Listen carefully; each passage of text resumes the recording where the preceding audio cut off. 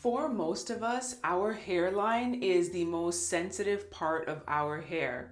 The hair there is just weaker and thinner, so naturally it's more vulnerable to breakage. Yesterday, I was reminded about the biggest mistake I made with my hairline when it comes to my sister locks. In this video, I want to share that mistake with you so that you can avoid it. If you've never seen any of my Sisterlocks videos, I need to start by saying I love my Sisterlocks.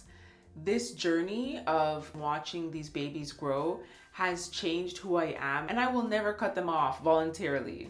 I had my Sisterlocks installed in 2014, and of course I was so excited. I did so much research, but the thing is, you don't know what you don't know. As a part of the installation package, I had my consultation, and at the consultation, I had my test lock put in the back, and we talked about what size I wanted for my Sisterlocks.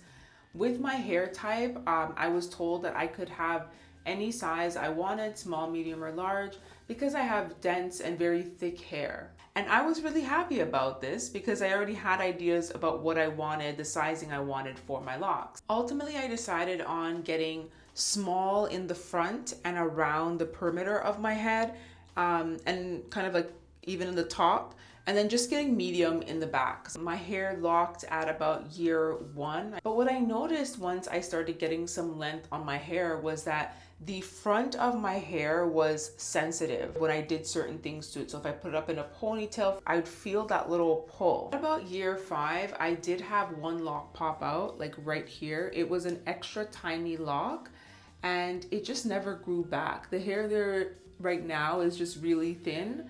And it's never grown back to the point where I could restart a lock there.